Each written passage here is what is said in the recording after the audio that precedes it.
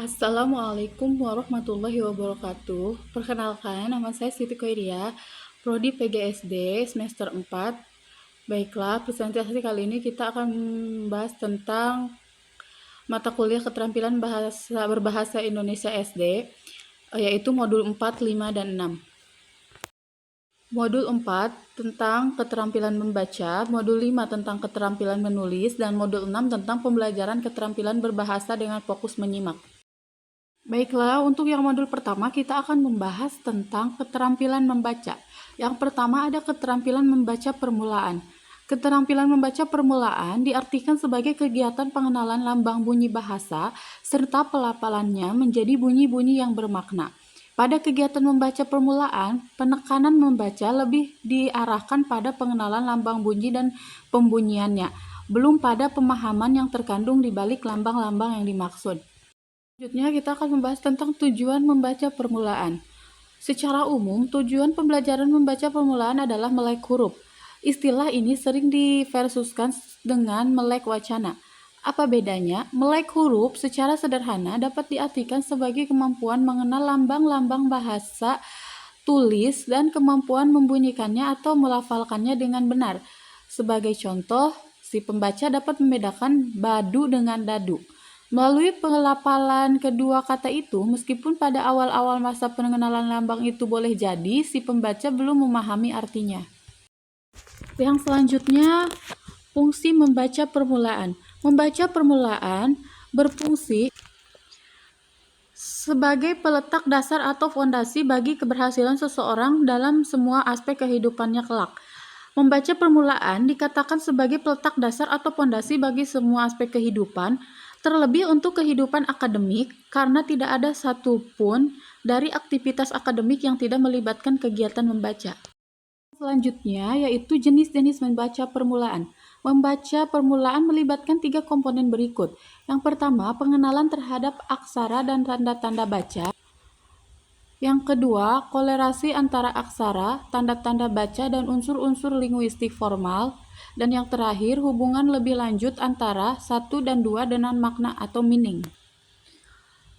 Selanjutnya, jenis membaca yang cocok ditanamkan pada pembaca permulaan. Yang pertama ada membaca nyaring atau membaca bersuara. Membaca nyaring pada kelas permulaan dimaksudkan untuk mengukur tingkat ketercapaian melek huruf si pembelajarnya. Yang kedua, ada membaca teknis. Selain bersuara, jenis membaca permulaan yang diajarkan di kelas rendah adalah membaca teknis. Pada membaca jenis ini, anak sudah mulai dibimbing ke arah pembacaan teks secara tepat menurut pelafalan dan intonasinya. Keterampilan membaca lanjut. Keterampilan membaca jenis ini diberikan setelah seseorang melek huruf. Oleh karena itu, tuntutan dari kemampuan membaca lanjut tidak hanya sebatas mengenali lambang tulis dan dapat membunyikannya, melainkan juga harus memahami makna atau maksud yang terkandung di dalam lambang, baik makna tersurat maupun makna tersirat. Yang selanjutnya yaitu tujuan membaca lanjut. Dikutip oleh Nur Hadi 1987 mengelompokkan tujuan membaca ke dalam beberapa keperluan berikut ini. Yang pertama, mendapat alat tertentu, yaitu membaca untuk memperoleh sesuatu yang bersifat praktis. Yang kedua, mendapat hasil yang berupa prestis, yaitu membaca untuk mendapat rasa lebih dari orang lain. Yang ketiga, memperkuat nilai-nilai kepribadian atau keyakinan atas suatu pilihan. Yang keempat, mendapatkan pengalaman estetik melalui penikmatan emosional. Dan yang terakhir, membaca untuk menghindari diri dari kesulitan, ketakutan, atau kekhawatiran tertentu. Adapun tujuan-tujuan khusus membaca itu dapat diklasifikasikan. Yang pertama, membaca untuk memperoleh informasi faktual. Yang kedua, membaca untuk memperoleh informasi khusus. Yang ketiga, membaca untuk memberikan pertimbangan atau penilaian. Yang keempat, membaca untuk memenuhi kepuasan dan kenikmatan emosi. Dan yang terakhir, membaca untuk mengisi waktu luang. Selanjutnya, fungsi dan manfaat membaca lanjut. Fungsi utama dari kegiatan membaca lanjut adalah kunci bagi pembuka berbagai ilmu, pengetahuan, dan teknologi dalam membuka dan meluaskan cakrawala wawasan pembacanya. Dengan fungsi seperti itu, kegiatan membaca lanjut harus diorientasikan kepada dua keterampilan utama dalam membaca, yakni keterampilan memahami isi bacaan dan kecepatan membaca. Membaca secara khusus bermanfaat untuk memenuhi keperluan akan informasi para pembaca sesuai dengan fungsi yang diusung oleh kegiatan membaca itu sendiri. Manfaat lebih lanjut dari aktivitas membaca berkaitan dengan peningkatan kualitas kehidupan seseorang dalam berbagai aspek kehidupan, misalnya aspek pendidikan atau akademik, aspek ekonomi, aspek sosial, aspek pekerjaan, dan lain-lain. Untuk yang selanjutnya yaitu jenis membaca lanjut. Ditinjau dari sudut cara pembacanya, dikenal dua jenis membaca, yakni membaca nyaring dan membaca dalam hati. Yang pertama ada membaca nyaring. Membaca nyaring lazim dikembangkan pada pelajaran membaca permulaan. Sementara untuk pembelajaran membaca lanjut digunakan jenis membaca dalam hati. Meskipun begitu, bukan berarti membaca nyaring tidak diperbolehkan pada pembelajaran membaca lanjut. Membaca nyaring pada pembaca lanjut lebih diorientasikan pada kegiatan membaca untuk orang lain atau membacakan. Dengan demikian, prosesnya harus didahului oleh kegiatan membaca dalam hati terlebih dahulu untuk menangkap isi atau maksud bacaan sebelum membacakannya untuk orang lain. Sedangkan untuk membaca dalam hati lebih ditunjukkan untuk kepentingan pemahaman bacaan. Oleh karena itu, masalah-masalah yang berkaitan dengan teknis membaca tidak lagi menjadi sorotan, karena hal itu dianggap telah dikuasai pada saat pembelajaran membaca permulaan. Bagaimana sebuah kata atau kalimat dilafalkan oleh seseorang pembaca lanjut tidaklah penting sepanjang dia memahami makna atau maksud yang terkandung di dalam kata atau kalimat tersebut. Mengimplementasikan jenis membaca lanjut. Yang pertama ada membaca naskah pidato, yang kedua ada membaca wacana informatif dari internet, dan yang terakhir ada menikmati karya sastra. Untuk modul yang selanjutnya kita akan membahas tentang keterampilan menulis. Yang pertama ada keterampilan menulis permulaan. Menulis permulaan merupakan aktivitas fisik dalam bentuk kegiatan melukis atau menggambar lambang bunyi bahasa. Pada tahap ini, kegiatan menulis belum diorientasikan pada pengeluaran atau penghasilan ide, gagasan, atau pikiran. Aktivitas penulis lebih ditunjukkan untuk melatih keterampilan mekanik dan keterampilan motorik tangan agar bisa menggambarkan lambang bunyi. Yang selanjutnya ada tujuan menulis permulaan. Orientasi pembelajaran membaca dan menulis permulaan masih ditunjukkan terhadap penguasaan teknik. Pemproduksian ide atau gagasan dalam pembelajaran menulis belum menjadi tuntunan utama. Oleh karena itu, pembelajaran menulis permulaan sering disatu paketkan dengan pembelajaran membaca permulaan. Ketika anak mengenali lambang-lambang bunyi secara respektif, dia tidak juga harus mampu mempresentasikan lambang-lambang yang sudah dikenalinya itu dalam wujud tulisannya. Yang selanjutnya, tujuan dan fungsi menulis permulaan. Menulis permulaan berfungsi sebagai peletak dasar bagi kemampuan menulis lanjut sebagai kemampuan menulis yang sesungguhnya, yakni menuangkan pikiran, perasaan, gagasan ke dalam bentuk bahasa tulisan. Kemampuan menulis permulaan masih berorientasikan kemampuan motorik tangan dalam menuliskan lambang-lambang bunyi bahasa. Pada tahap awal, kegiatan menulis permulaan identik dengan menggambar huruf pelambang atau lambang-lambang bunyi. Menulis permulaan diorientasikan untuk tujuan-tujuan berikut. Yang pertama, untuk melatih kelenturan gerak tangan. Yang kedua, menirukan gambar atau lambang bunyi bahasa atau huruf-huruf. Yang ketiga, membedakan bentuk atau gambar setiap lambang bunyi. Yang keempat, menulis tidak bersambung. Dan yang terakhir, menulis indah. Adapun jenis-jenis menulis permulaan yang diajarkan atau dilatih di kelas 1 dan 2 antara lain sebagai berikut. 1. Menjimplak berbagai bentuk gambar. Yang kedua, menjimplak bentuk-bentuk huruf. Yang ketiga, menebalkan berbagai bentuk gambar dan huruf. Yang keempat, mencontoh huruf dari buku atau papan tulis. Yang kelima, mencontoh kata atau kalimat dari buku atau papan tulis. Yang keenam, mencontoh teks sederhana dari buku atau papan tulis. Yang ketujuh, menyalin puisi atau lagu anak sederhana dengan huruf lapas atau huruf tegak bersambung. Yang kedelapan, menulis dengan kalimat sederhana yang didiktekan oleh guru. Yang kesembilan, melengkapi kalimat berdasarkan gambar. Yang kesepuluh, melengkapi cerita sederhana dengan kata yang tepat. Yang ke-11, menulis kalimat sederhana yang didiktekan guru dengan memperhatikan penggunaan huruf kapital dan tanda titik. Dan yang terakhir, mendeskripsikan tumbuhan atau binatang di sekitar secara tertulis. Yang selanjutnya yaitu keterampilan menulis lanjut. Yang pertama ada pengertian keterampilan menulis lanjut. Keterampilan menulis lanjut merupakan keterampilan menulis yang sesungguhnya, yakni kegiatan menuangkan gagasan, ide, pikiran, perasaan ke dalam bentuk lambang-lambang bunyi berupa bahasa tulis. Jika menulis permulaan diidentikan dengan menggambar atau melukis lambang bunyi bahasa, menulis lanjut merupakan kegiatan menulis yang sesungguhnya. Produk menggambar atau melukis adalah gambar atau lukisan, sedangkan produk menulis adalah tulisan. Selanjutnya ada fungsi menulis lanjut. Fungsi utama menulis adalah alat komunikasi secara tidak langsung. Dalam kegiatan berkomunikasi tulis, si penyampai pesan atau penulis menyampaikan pesan atau ide, gagasan, pikiran, dan kehendak perasaan melalui sistem lambang atau bahasa tulis kepada si penerima pesan atau si pembaca. Kegiatan menulis itu melibatkan komponen-komponen. Yang pertama ada penulis, yang kedua ada pesan, dan yang ketiga ada sistem lambang bunyi atau bahasa dan pembaca.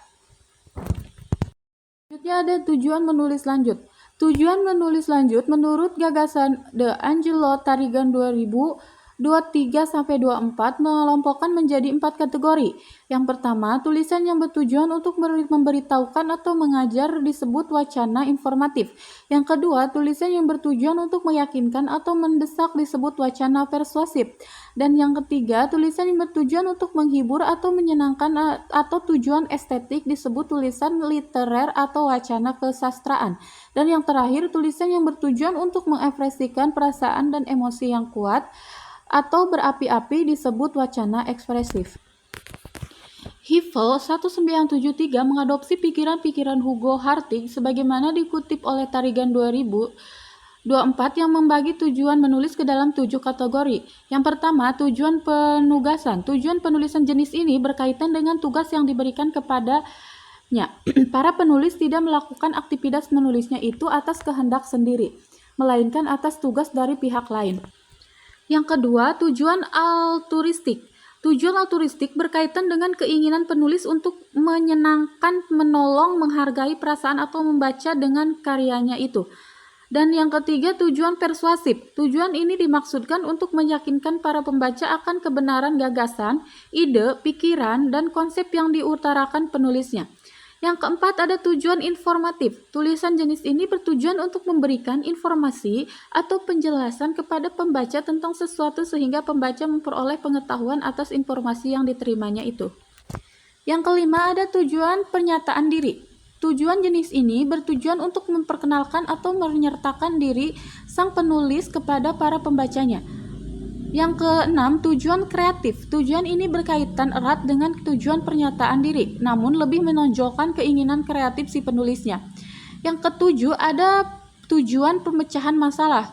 Tulisan seperti ini dimaksudkan untuk memecahkan masalah yang dihadapi. Oleh karena itu, si penulis akan berusaha untuk menjelaskan, menjernihkan, menjelajahi, serta meneliti pikiran-pikiran dan gagasan-gagasannya sendiri agar dapat dipahami dan diterima oleh para pembacanya. Selanjutnya ada jenis-jenis menulis lanjut di kelas tinggi. Jenis pembelajaran menulis terbimbing yang biasa diberikan di kelas 3-4 SD. Yang pertama ada menyusun kalimat acak menjadi paragraf. Yang kedua ada melengkapi puisi anak berdasarkan gambar. Yang ketiga menulis karangan sederhana berdasar gambar berseri. Yang keempat menulis puisi berdasarkan rangsangan gambar. Yang kelima melengkapi dialog percakapan. Yang keenam membuat pertunjukan berdasarkan gambar berseri. Yang ketujuh melengkapi teks isian rumpang. Yang kedelapan menulis surat berdasarkan rangsangan kasus. Ada aspek kebahasaan dalam menulis.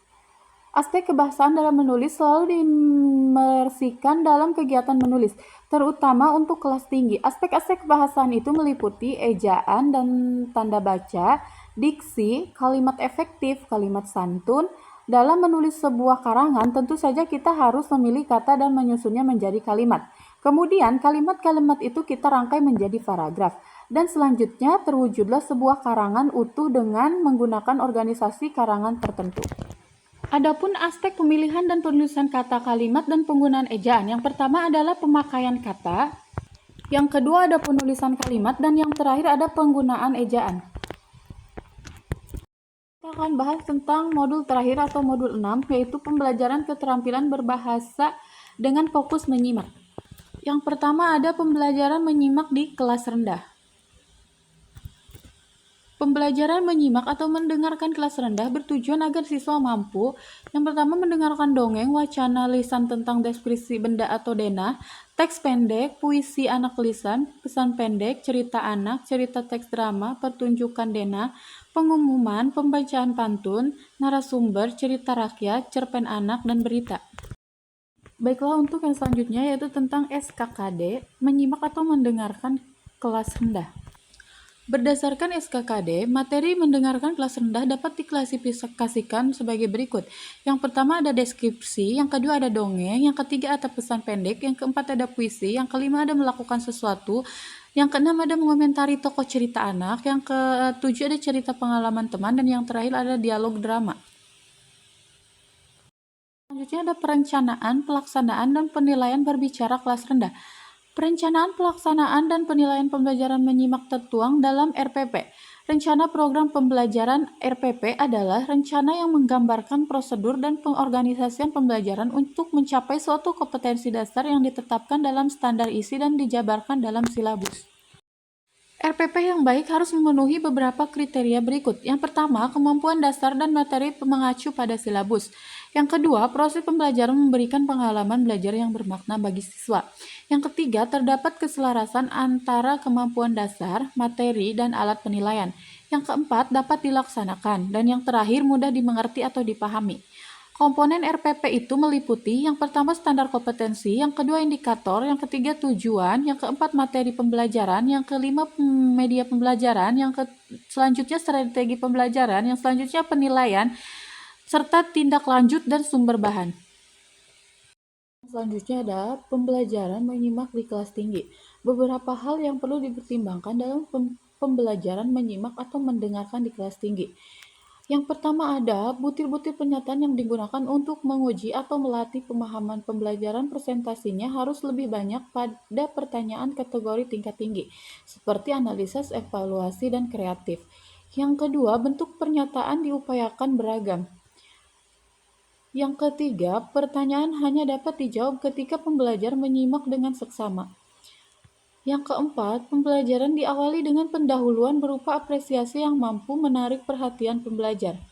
Yang kelima, kegiatan inti harus memuat 3 kegiatan utama, yaitu eksplorasi, elaborasi, dan informasi yang dikemas secara menarik. Yang keenam, kegiatan menutup harus mampu memberikan kesan yang menarik bagi pembelajar dan menumbuhkan keingintahuan pembelajar untuk memperdalam kompetensi yang telah dipelajari. Dan yang terakhir, tugas-tugas yang dikerjakan oleh peserta didik adalah tugas-tugas yang mendukung percakapan hidup untuk berkiprah di masyarakat. Yang selanjutnya ada perencanaan, pelaksanaan, dan penilaian berbicara kelas tinggi. Perencanaan dan pelaksanaan pembelajaran menyimak di kelas tinggi diupayakan mengandung unsur-unsur kontekstual, integratif, dan fungsional, serta apresiatif. Yang pertama ada kontekstual. Pembelajaran kontekstual adalah pembelajaran yang menghubungkan materi ajar dengan dunia lingkungan sekitar peserta didik secara nyata, dan mendorong peserta didik mengaitkan hubungan antar pengetahuan yang dimilikinya dengan pengetahuan dalam kehidupan sehari-hari. Komponen pembelajaran kontekstual terdiri atas 7 komponen. Untuk pembelajaran efektif, yaitu kontrapisme, bertanya, menemukan masyarakat belajar, permodelan, dan penilaian sebenarnya. Baiklah, untuk yang kedua ada integratif. Hakikat bahasa adalah sebuah sistem. Berbahasa adalah suatu sistem. Hal tersebut berarti suatu keseluruhan kegiatan yang satu dengan yang lainnya saling berkaitan untuk mencapai tujuan berbahasa, yaitu berkomunikasi. Berdasarkan kenyataan di atas, maka pembelajaran bahasa hendaknya disajikan secara terpadu atau integratif. Mengajarkan berkosakata bisa dipadukan pada pembelajaran membaca, menulis, atau berbicara. Mengajarkan kalimat bisa kita padukan dengan menyimak, berbicara, membaca, atau menulis. Jadi jelas bahwa pembelajaran bahasa Indonesia tidak dapat disajikan secara terpisah-pisah. Pembelajaran bahasa Indonesia harus diajarkan secara terpadu. Ketiga, ada fungsional. Pembelajaran bahasa yang fungsional, yaitu pembelajaran bahasa harus dikaitkan dengan fungsinya, baik dalam berkomunikasi maupun dalam memenuhi keterampilan untuk hidup. Prinsip fungsional pembelajaran bahasa pada kaya hakikatnya sejalan dengan konsep pembelajaran pendekatan komunikatif. Pendekatan komunikatif mengisyaratkan bahwa guru bukanlah penguasa dalam kelas. Guru bukanlah satu-satunya pemberi informasi dan sumber belajar. Sebaliknya, guru sebagai penerima informasi. Jadi, pembelajaran didasarkan pada multisumber. Dengan kata lain, sumber belajar terdiri atas guru, peserta didik, dan lingkungannya. Yang terakhir ada apresiatif. Apresiatif lebih ditekankan pada pembelajaran sastra. Istilah apresiatif berasal dari kata kerja dalam bahasa Inggris, appreciate, yang berarti menghargai, menilai. Menjadi kata sifat apresiatif yang berarti senang. Dalam Kamus Besar Bahasa Indonesia, kata apresiasi berarti penghargaan. Dengan demikian, pembelajaran menyimak sebaiknya melibatkan kemampuan apresiatif secara di peserta didik sehingga memiliki keseimbangan otak kiri dan otak kanan. Selain itu, dalam kegiatan apresiatif, peserta didik diharapkan mampu mengapresiasi unsur-unsur intrinsik dan ekstrinsik serta nilai-nilai karakter yang terkandung di dalam simakan. Baiklah, untuk yang selanjutnya yaitu implementasi pembelajaran menyimak di kelas tinggi. Beberapa alternatif pembelajaran menyimak secara garis besar. Yang pertama, mendengarkan cerita. Maksudnya tujuannya peserta didik dapat memaknai dengan cermat, cepat, dan tepat tentang cerita yang didengarnya. Peserta didik mendengarkan cerita yang diputar atau dilisankan. Yang kedua ada mendengarkan berantai. Tujuannya peserta didik dapat memahami informasi yang dibisikkan oleh temannya dengan cermat, cepat, dan tepat. Peserta didik mendengarkan informasi yang disampaikan teman, kemudian menyampaikan informasi yang didengar ke teman sebelahnya secara berantai dalam kelompok. Baiklah, demikian presentasi yang saya sampaikan tentang modul 4, 5, dan 6. Sekian dari saya. Wassalamualaikum warahmatullahi wabarakatuh.